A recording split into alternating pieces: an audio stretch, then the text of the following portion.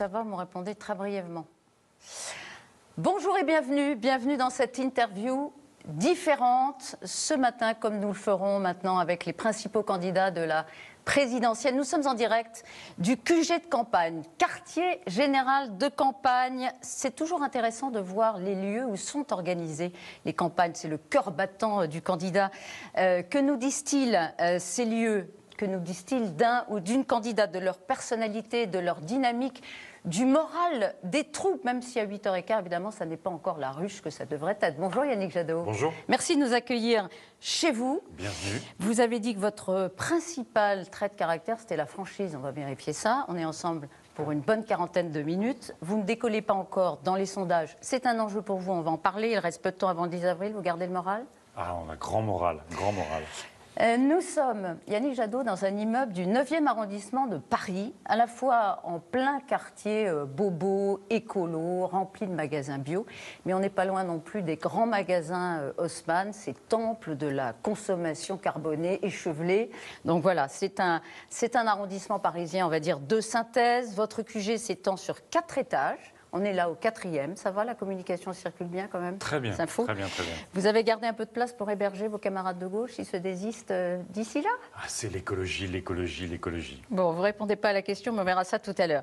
Ici, c'est la salle où vous tenez vos points de presse, oui. Yannick Jadot. Alors, il y a un pupitre, un grand pupitre. Enfin, pour avec votre slogan, changeons. Voilà, pour votre mètre 92. 91. 91. Soyons précis. Là, ben voilà, c'est déjà le boulot, au boulot, une dizaine, quinzaine de jeunes. C'est comme ça que ça se passe donc sur les 4 étages. Oui. Et là, il y a un coin, on va dire un coin où vous faites des interviews sur la plateforme Twitch. Vous avez inauguré ça vendredi dernier. Vous êtes à l'aise avec les jeunes? Oui. Ouais, Oui, vraiment. oui. Vous savez, j'étais hier à Rennes. On fait nos meetings maintenant dans la rue pour que tout le monde s'empare de cette campagne présidentielle. Et il y avait énormément de jeunes. C'est une très bonne nouvelle. Ils sont en train de s'emparer de cette élection présidentielle. On va voir, c'est votre espoir. On va parler de ce que vous proposez aux Français. Oui. Mais d'abord, des mots sur vous, parce que la présidentielle n'est pas une élection tout à fait comme les autres. Les Français veulent savoir à qui, quelle personnalité ils peuvent éventuellement confier leur destin. D'ailleurs, je vous ai demandé de préparer un exercice qui n'est pas toujours évident. J'aimerais que vous fassiez en quelques secondes, une trentaine, quarantaine de secondes, votre autoportrait. J'ai 54 ans, j'ai 2 enfants, j'ai une compagne extraordinaire. Je suis né dans l'Aisne, en Picardie, dans un village. C'est là que j'ai appris à aimer la nature, les arbres, les oiseaux. C'est là que j'ai grandi. Et puis, j'ai fait mes études à Paris, j'ai rejoint mon frère, y compris pour qu'on puisse partager la chambre de bonne. Et puis, après des études d'économie, je suis parti au Burkina Faso, vivre et travailler 2 ans. Là, j'ai vu à quel point l'agriculture était un enjeu essentiel, c'était fragile, lié au climat, à l'environnement. Après, je suis parti vivre et travailler au Bangladesh pendant 2 ans, dans des programmes d'appui aux femmes qui vivent dans la misère. Et puis, j'ai participé à la construction du mouvement altermondialiste. J'ai dirigé les campagnes de Greenpeace pendant 7 ans. Et puis, je suis devenu député européen avec Danny Cohn-Bendit, José Bové et tant d'autres. Et vous réalisez le rêve de votre vie, candidat à la présidentielle. Vous en avez dit pas mal sur vous au début, tiens. Je dis ça parce que habituellement, vous êtes plutôt du genre pudique. Mais vous aviez quand même accepté, il y a quelques semaines, mi-décembre, pour Paris Match, de donner des photos qui ont été publiées. Il y avait 6 pages sur le candidat Jadot. Alors, qu'est-ce qu'on voyait? D'abord, on voyait la fratrie autour de votre père. 4 garçons. On le voit à l'écran, 4 garçons. C'est vous, le petit blond. Vous êtes le plus petit parce que vous êtes le dernier. Aujourd'hui, vous êtes le plus grand avec votre mètre 81, je crois. Hein. Vous les surclassez en taille. On vous appelle le géant vert parfois. Pas dans la famille. Bah, pas dans la famille. On vous appelle comment dans la famille? Yannick. Yannick, pas de petit surnom. Alors, les mêmes quelques années plus tard, autour cette fois de votre mère, donc 4 garçons et une maman. Vos parents étaient socialistes, militants. Je crois que votre père a été élu à un moment. Vous êtes papa de 2 garçons, vous l'avez dit tout à l'heure. Solal, 21 ans. 22 ans. Et Fabio, 20 ans. Solal et Fabio. 2 prénoms que vous avez choisis, assez originaux. Ouvert sur le monde, c'est comme ça que vous le dites. Donc très rapprochés, vos 2 garçons et des jeunes adultes. Et puis en 2019, dans l'ambiance euphorique de votre score aux européennes, vous aviez aussi accepté de paraître dans Paris Match main dans la main avec Isabelle Saporta, Oui. votre compagne. Vous allez le refaire avant le premier tour? Vous savez, Isabelle Saporta, ma compagne, a beaucoup perdu du fait de ma carrière politique. Elle a beaucoup perdu du point de vue professionnel, du point de vue de son engagement, du point de vue de ses convictions. Vous savez, c'est une femme engagée depuis longtemps, longtemps, longtemps. Et on a l'impression que parfois, elle doit simplement réfléchir à travers mon prisme, à travers moi. On la renvoie toujours à moi. Donc c'est un moment difficile pour une conjointe. Je pense que c'est à peu près la même chose pour un conjoint, parce qu'il y a une forme d'effacement ou encore une fois, on ramène tout à moi, en l'occurrence. Et c'est pas bien pour des gens qui sont autant engagés, c'est pas bien pour des gens qui font autant dans la vie, en fait. Donc, et qui méritent d'être respectés pour ça. Mais ça se fait à deux. Une campagne présidentielle avec un tel niveau de compétition, Ouais. ça se fait à deux. Bien Donc sûr. ce que vous me dites, c'est que vous aimeriez bien, éventuellement, il y a peut-être des pressions autour de vous, Yannick, il faut que tu t'exposes, qu'on voit qui tu es, qui est ta compagne. C'est vrai Mais que je vous ne suis le ferez pudique. pas. C'est vrai que je suis pudique. Mais vous savez, vous- quand on est picard, Ouais. comme d'ailleurs dans beaucoup de régions de France, on est pudique. Voilà. Donc, la politique, c'est c'est pas d'abord... seulement elle, c'est vous aussi qui freinez Oui, là-dessus. parce que c'est vrai que... Mais c'est important, mais Paul, je sais si que je c'est puis dire. important, mais on a parfois l'impression aussi que la politique, elle passe des idées à la vie privée. Je comprends parfaitement qu'on veuille savoir qui est derrière le candidat ou la candidate. La présidentielle, Yannick Jadot. Je sais. Qu'est-ce qui anime? Mais c'est vrai qu'on est dans une campagne où on voit bien la difficulté, jusqu'à aujourd'hui, à parler des difficultés des Français, de nos propositions, des enjeux Ouais, du on va en climat, de la parler, on va en biodiversité. parler. Et donc, on a envie de porter ces idées, parce que moi, c'est 30 ans de combat écolo, c'est 30 ans de combat pour la solidarité. Donc, je suis tout à fait prêt à dire ce qui m'anime, qu'est-ce qui a forgé mes convictions, quelles sont les expériences de vie qui ont fait qu'aujourd'hui, je suis là, candidat à la présidence de la République. Mais c'est vrai que parfois, de parler de sa vie intime, on a l'impression presque de perdre du temps de parole, presque. Ouais, mais alors, pardon, mais Je sais. c'est peut-être pas aussi ce qui vous manque dans cette campagne, parce qu'il faut créer ce lien. Ce sont des idées, ce sont des convictions. La politique, c'est de l'humain aussi. Oui. Et c'est un lien qu'on crée avec les Français aussi, avec cette comment dirais-je, adhésion au fait de s'exposer. Alors peut-être trop, beaucoup trop sans doute dans cette société de transparence. Mais bon, vous ne le ferez pas. À la question initiale, est-ce que... Vous avez vu, il y a eu des photos de famille. Oui, mais là, avec votre couple, je suis là c'est avec votre limite. vous, j'ai raconté ma Picardie, j'ai raconté l'école communale. Vous savez, je suis né dans le logement de fonction de l'école communale. Donc les 4 garçons sont nés à l'école, mes engagements à Greenpeace, ma vie amoureuse, elle est connue. Donc tout va bien. Donc ça suffit. Tout On va n'ira bien. pas au-delà.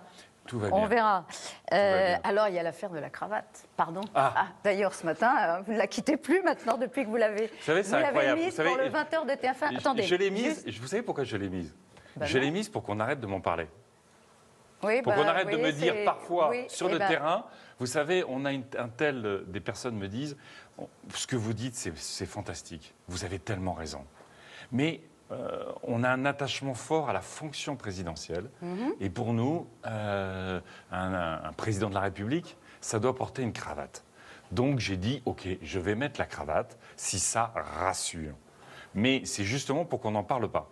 Eh bien, c'est Raté. Jusqu'au journal conservateur Times, on en a parlé, je vous l'apprends. Ah ben Regardez, oui, j'ai pas vu. vous avez fait les gros titres. Très bien. Les gros titres, je vais même vous faire la traduction. Face au désastre électoral qui s'annonce pour les partis de la gauche française, le candidat à la présidence des Verts a décidé de renoncer à ses principes de toujours et de porter une cravate. C'était écrit à Londres, dans les kiosques. On a les titres qu'on mérite, c'est comme ça. Mais après la cravate, la prochaine étape, c'est le costume du président. Pas trop grand pour vous? Non. Non, vous êtes sûr? Non. Ouais. On est préparé. Je suis préparé. Vous êtes préparé? Je suis prêt. Oui, vous voyez, vous Je dites, suis prêt. on est préparé. Non, parce Vous que êtes c'est- toujours dans non, cette... Non, je dis je suis préparé, mais c'est une aventure collective. L'idée qu'on puisse gouverner seul la France, l'idée qu'on construise seul une campagne électorale, qu'on gagne seul pour gouverner seul, c'est une aberration, c'est un mensonge. En fait, c'est un travail d'équipe, et heureusement que c'est un travail d'équipe. C'est ça qui est rassurant. Ouais. C'est qu'on voit à quel point, y compris dans ce quinquennat, le président de la République a concentré les pouvoirs. Parfois, contre les syndicats, contre les maires, contre les citoyens. Et on voit que ça n'a pas donné des bons résultats. Donc moi, je veux à la fois incarner la fonction présidentielle, présider ce pays, mais aussi pour rendre le pouvoir aux Français, qu'ils soient actrices et acteurs de la vie démocratique, actrices et acteurs de la reprise en main de leur destin. C'est ça la politique. Alors, on va parler de votre programme dans quelques instants. Et avant de rejoindre votre bureau, parce que là, c'est une salle, on l'a compris, de communication et de travail collectif. On va rejoindre votre bureau qui est juste à côté. Qu'est-ce que vous lisez en ce moment? Je vous ai demandé d'apporter votre livre. Je lis Granger, Les Promises. Jean-Christophe Granger. C'est pas très gai, je reconnais, parce que ça se passe pendant le nazisme. Et donc, c'est un polar pendant la période nazie à Berlin. C'est pas très gai. Généralement, en campagne, je reconnais que je prends des bouquins qui m'ouvrent plus sur les grands paysages, sur l'aventure, les Kessel, les Cavaliers de Kessel. Un livre absolument magnifique que j'ai découvert pendant le Covid. Moi, mon bouquin qui m'a construit sur l'écologie, c'est Les Racines du ciel de Romain Gary. Et puis, comme mon fils m'a piqué mon bouquin, j'espère qu'il me le rendra. Les Racines du ciel, les Racines du ciel. J'ai ramené aussi ce livre, Jack London, Martin Eden. Ça, vous vouliez nous le montrer parce que pour vous, Jack London, parce que pour moi, vous le lisez, vous le relisez. Ouais. Mais accessoirement, vous avez le temps de lire? Oui, il faut que je lise. Il faut que je lise le soir. Dans le train Non, pas dans le train, parce que dans le train, on travaille.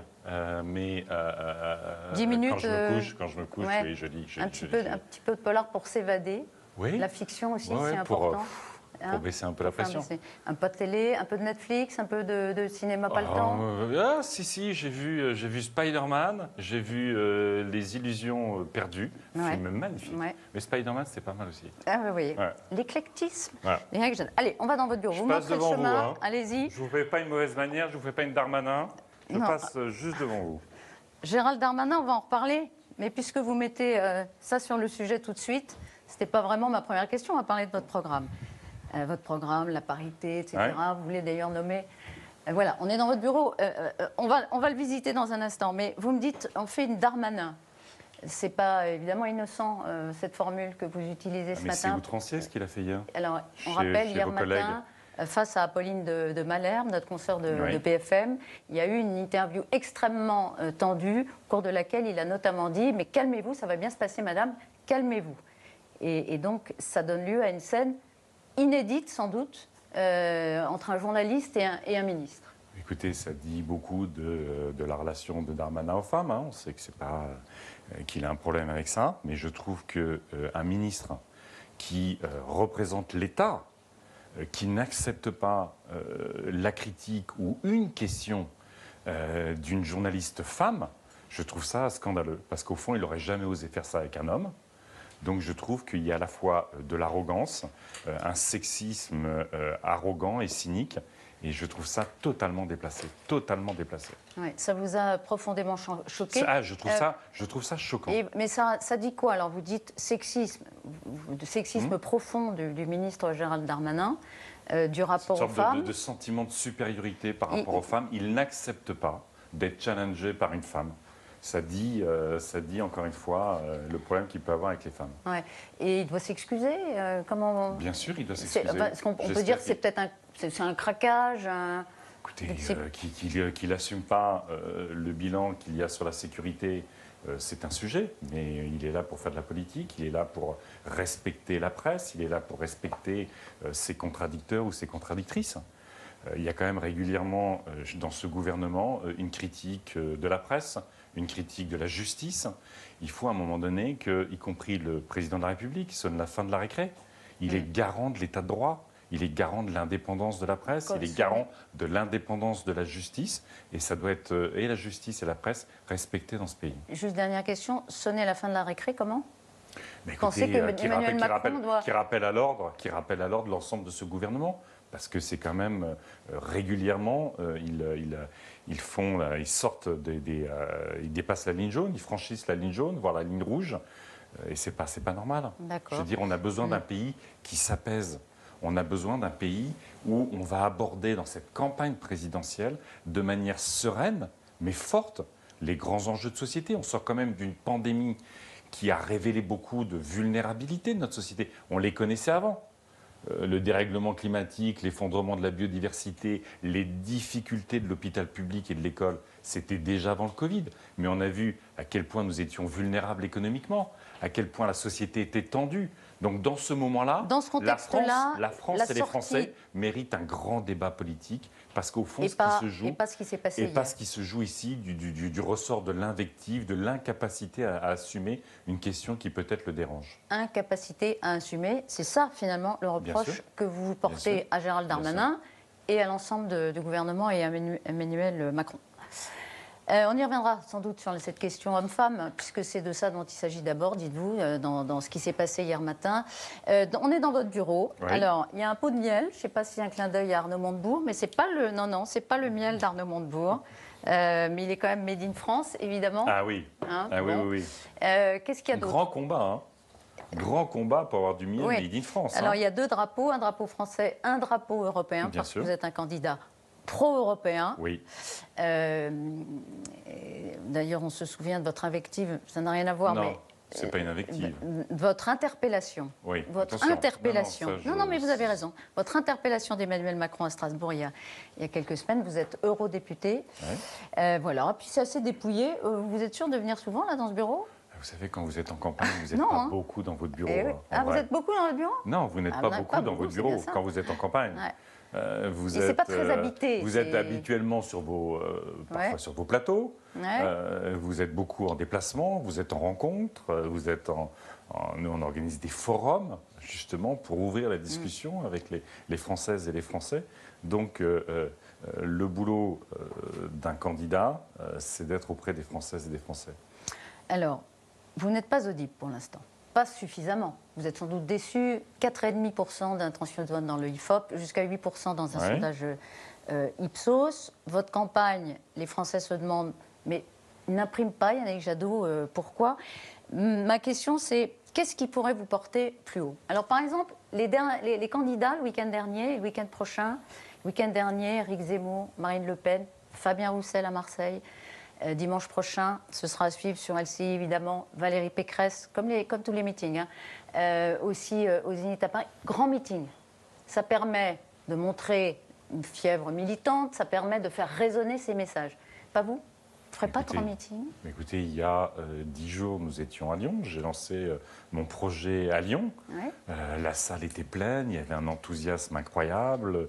Je trouve de très belles images, mais surtout une énergie qu'on ressent des militantes et des militants et la force du projet que nous avons construit. J'étais hier à Rennes.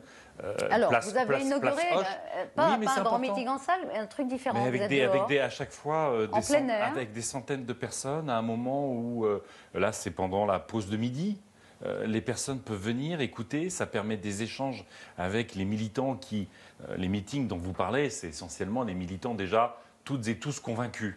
Là, l'idée, c'est d'aller à la rencontre des Françaises et des Français, que la politique se réempare de l'espace public. Je serai demain à Montpellier, donc on va continuer ces formats qui sont à la fois des formats où on dit notre projet, mais aussi des formats de rencontre avec les Français. C'est important. Mais ces grands événements, ça ne vous fait pas rêver ? Vous n'aimeriez pas avoir des milliers de personnes en face de vous qui scandent votre nom, Jadot président ? C'est aussi ça, la présidentielle. C'est une autre dimension. Oui, mais ce n'est pas la question de savoir. La question, c'est aujourd'hui comment on arrive à convaincre les Françaises et les Français de ces idées.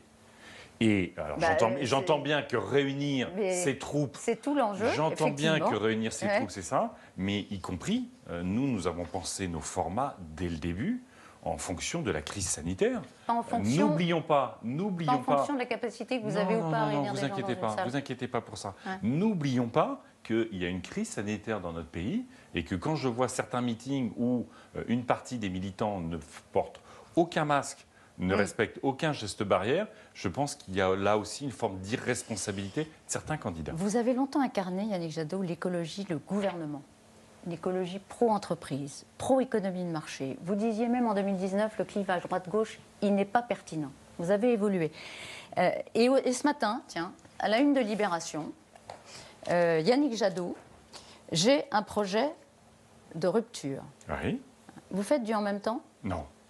C'est toujours, vous savez, ça fait 30 ans que j'ai les mêmes convictions. Ça fait 30 ans que j'ai la même ligne politique. Alors pendant des années, mes combats, c'était dans les associations. Aujourd'hui, c'est candidat à la présidence de la République. Mais c'est la même chose. Vous savez, on ne peut pas s'offrir ou subir 5 ans de plus d'inaction climatique. Quand on regarde l'urgence absolue d'agir sur le climat, chaque jour sur votre antenne quasiment, vous montrez dans le monde ou en France un événement climatique extrême. On sait l'effondrement de la biodiversité. Ça, c'est acquis. Non, on sait la pollution de l'air et on sait aujourd'hui les inégalités. Donc, l'idée qu'on puisse encore procrastiner, l'idée qu'on puisse encore reporter, l'idée qu'on puisse toujours être dans le déni de l'urgence, ça n'est plus possible. Donc, il faut cette rupture. Mais cette rupture-là, ce n'est pas une rupture de punition. Ce n'est pas une rupture de repli. Au contraire, vous voyez la société française à quel point aujourd'hui elle a envie d'un projet partagé. Elle a envie de se retrousser les manches et de se serrer les coudes. Et la protection de l'environnement, comme la justice sociale, c'est les grands sujets du moment et c'est les grands sujets, j'en suis convaincu, sur lesquels les Français peuvent se retrouver parce que c'est nos enfants, c'est la vie et c'est notre avenir. Ça, c'est votre acte de foi, on va dire, votre profession de foi. Vous avez encore du boulot. Par exemple, Fabien Roussel, en meeting à Marseille, dimanche dernier, vous a renvoyé à l'écologie punitive. Il dit, lui, moi, je suis l'écologie des solutions. D'accord. Voilà. Et dans l'esprit des Français, profondément, il y a l'idée que la transition écologique, effectivement, ça coûte cher. Ils se disent, l'écologie, ça va nous demander des efforts qu'on ne peut pas supporter. Vous êtes d'accord? Ça les inquiète? Écoutez, j'entends parfaitement. Si vous voulez que Fabien Roussel reprenne candidat communiste. Le candidat communiste reprenne les formules de tous ceux qui combattent l'écologie, c'est son problème. Mais qu'est-ce qui punit aujourd'hui? C'est l'écologie ou c'est le dérèglement climatique? C'est l'écologie ou la pollution de l'air? C'est l'écologie ou les pesticides? C'est l'écologie ou l'explosion des factures d'énergie?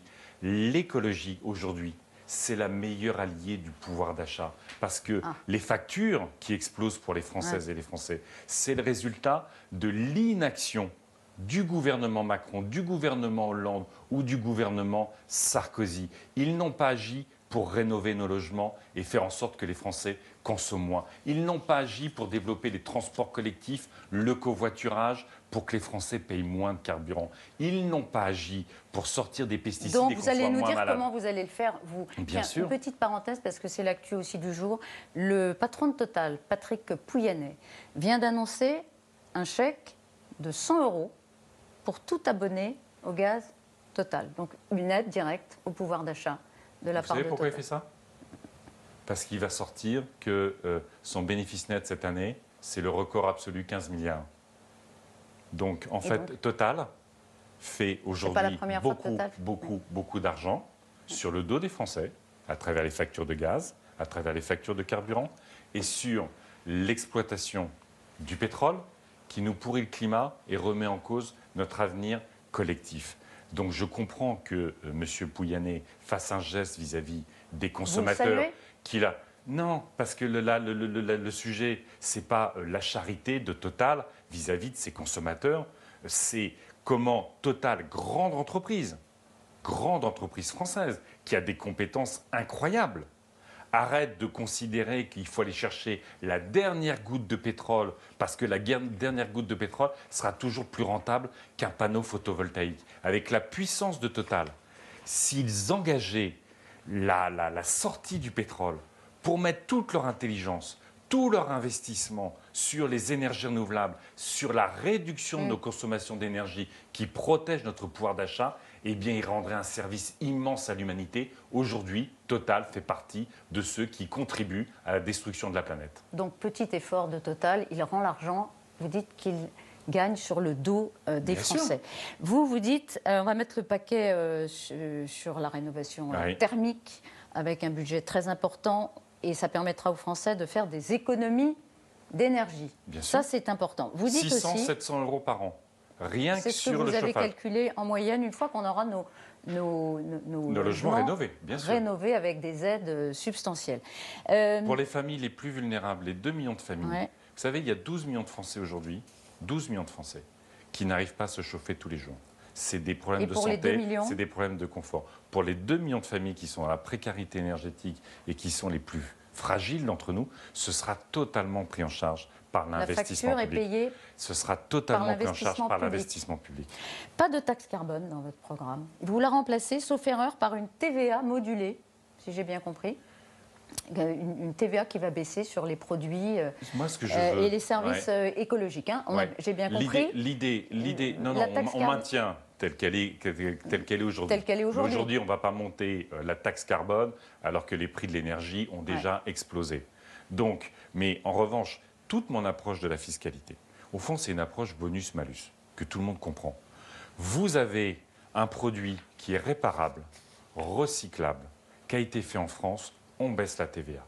Vous avez un produit qui relève de l'obsolescence programmée, qui a fait des milliers de kilomètres inutiles, vous augmentez la TVA. Vous baissez la TVA sur le bio, vous augmentez la TVA sur ce qui est trop gras, trop sucré, trop salé. Eh bien, c'est rendre accessible tout ce qui nous fait du bien à tout le monde, et c'est effectivement sanctionner ce qui nous fait du mal. Mais on fera la même chose sur l'impôt sur la fortune. C'est très facile à comprendre tel que vous racontez. C'est hyper compliqué à mettre en place. C'est une usine à gaz mais pas du tout, assez pas du tout. irréaliste. Absolument pas. Et sur quels critères vous arrivez à Mes collègues suédois, une telle modulation de la TVA suédois verts ont réussi à engager cette réforme de la TVA en Suède.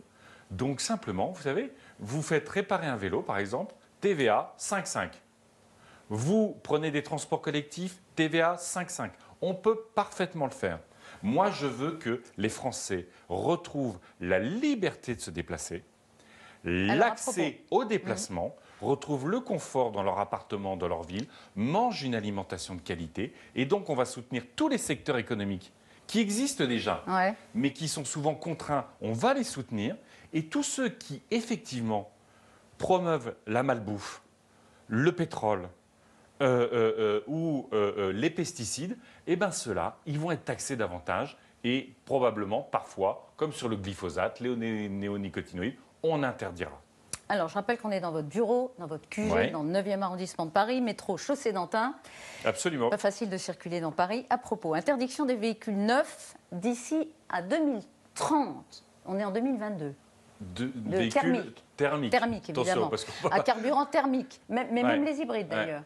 Non, vous savez... Non, mais je vous pose la question. Hybride compris? Ah bah là, il faut... les hybrides, on aura une période de transition plus forte, mais essence, diesel, ça c'est sûr. Alors, vous mettez... il y a des constructeurs comme Renault qui ont mis le paquet sur l'électrique depuis longtemps, mais malgré tout, c'est dans 8 ans, cette interdiction de vendre des voitures thermiques. Vous ne les mettez pas en danger, les constructeurs là? Au contraire. Vous avez vu les résultats de notre balance commerciale?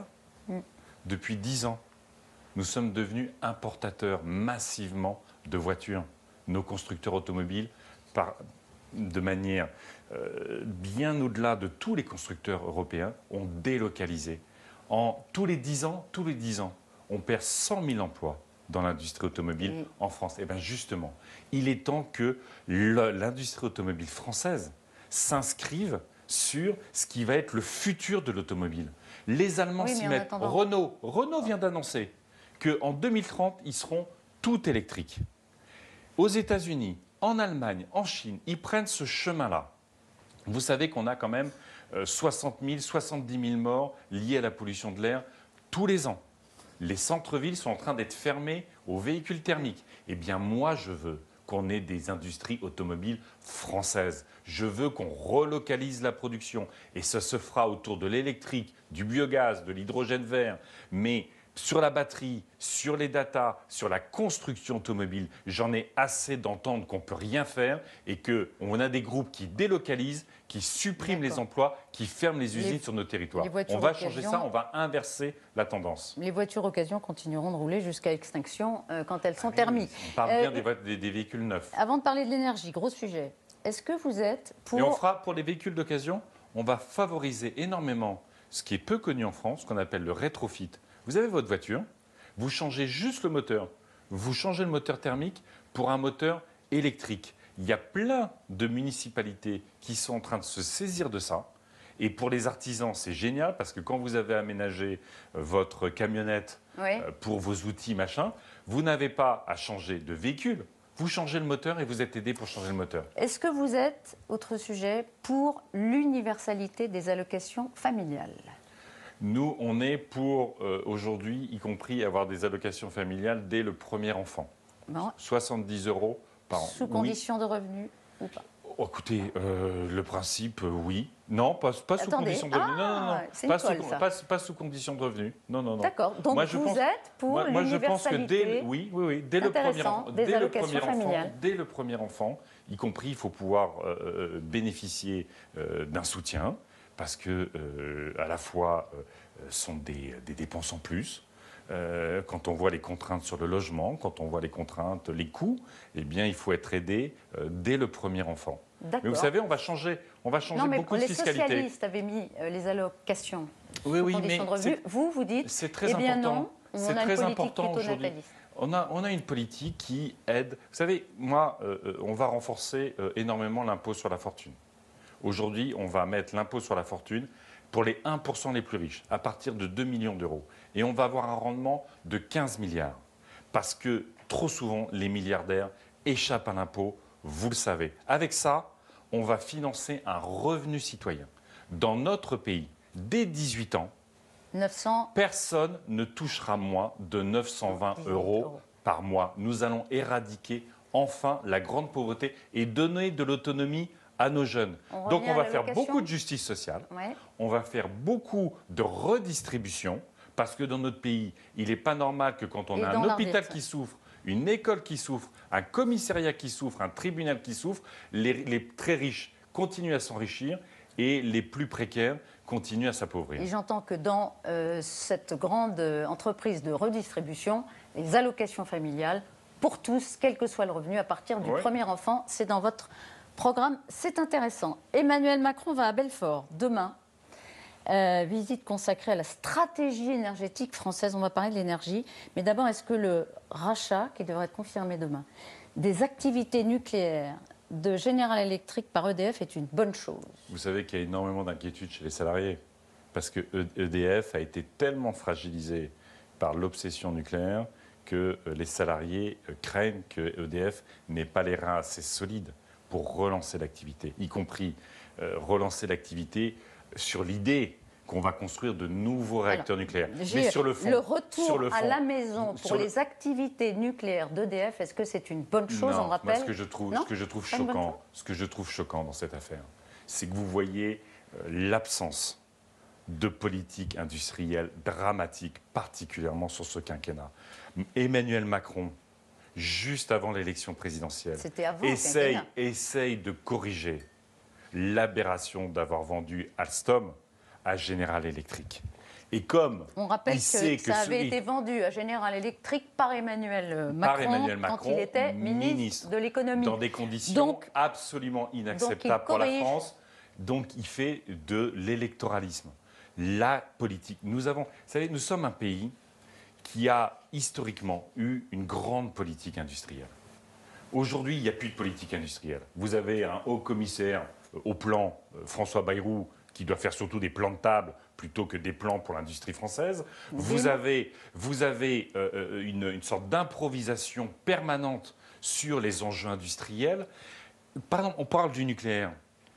Moi, attendez, on va parler du nucléaire, mais pas tout de suite. Mais pour vous parler de politique industrielle, EDF, quand on a voulu... Vous voulez nationaliser EDF. Oui. C'est aujourd'hui à 82-83% à l'État. Ça changera quoi? Ça changera trois choses. Un, EDF a d'énormes problèmes d'argent. Vous le savez, très endetté par cette obsession nucléaire. Donc, quand vous avez un EPIC plutôt qu'une société anonyme, vous empruntez à de meilleures conditions.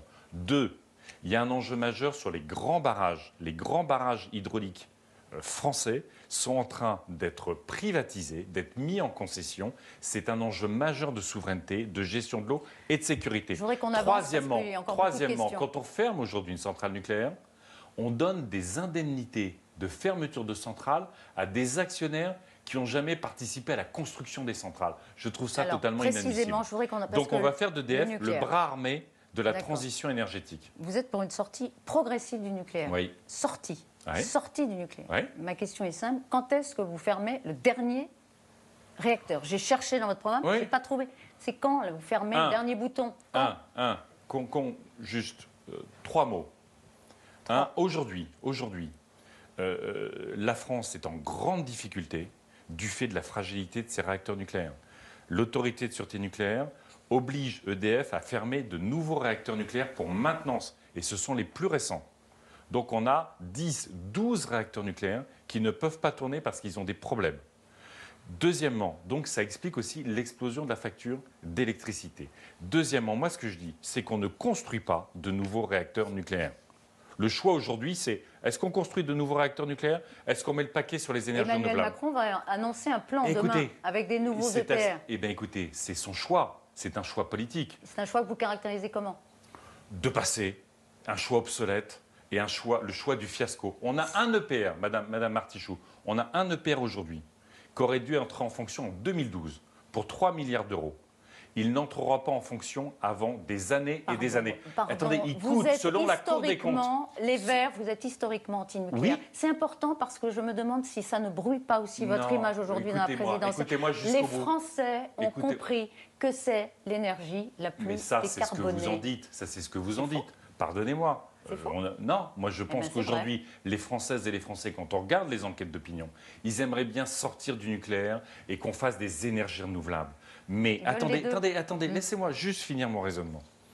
On a un EPR, 17 milliards d'euros de surcoût. 17 milliards, vous vous rendez compte? L'argent.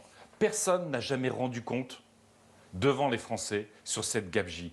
Et le président de la République, il prend un fiasco, 17 milliards de surcoût, et il va en faire 6, et ce sera un succès? Eh bien, les écologistes, ils vont mettre le paquet sur les économies d'énergie, ils vont mettre le paquet sur les énergies renouvelables. Et progressivement, pour répondre à votre question, et quand nous fermerons. Eh bien, il y en aura 10 d'ici 2035. Mais quand est-ce que vous fermez On a l'impression qu'en fait, vous resterez un peu... Mais non, parce que vous prenez le sujet à l'envers. Vous dites, au fond, moi, je veux absolument... fermer le nucléaire. Il le dit, hein. Mais ça, c'est Mélenchon. Moi, je dis, en responsabilité, on met le paquet sur les économies d'énergie, on déploie les énergies renouvelables et au fur et à mesure, on ferme les réacteurs nucléaires. Ça prendra 20 ans. Si ça doit prendre 25 ans, ça prendra 25 ans. Je ne mettrai pas en danger notre économie, je ne mettrai pas en danger les familles. Au contraire, on créera de l'emploi, on créera des entreprises et on protégera le pouvoir d'achat des Français et on sauvera EDF, aujourd'hui menacé de faillite du fait de cette obsession nucléaire. On y reviendra bien sûr à l'occasion d'autres débats pendant la présidentielle. Les débats d'ailleurs, si Emmanuel Macron ne participe pas au débat, avez-vous dit récemment, ce serait une faute morale. En quoi ce serait une faute morale? Parce que je pense que notre pays a besoin d'un grand débat politique, parce qu'on sort d'une période... À vous de jouer, hein? Oui, mais ne vous inquiétez pas. Je veux dire, moi je fais confiance aux Français pour de toute façon s'emparer du débat de la présidentielle. Que Emmanuel Macron soit fébrile sur son bilan, peu courageux sur son projet, c'est son sujet. Les Français trancheront. Mais quand on sort d'une période où les Français sont fatigués, il y a eu la pandémie, beaucoup, vous vous souvenez, il y a quelques mois, tout le monde s'interrogeait sur le monde d'après.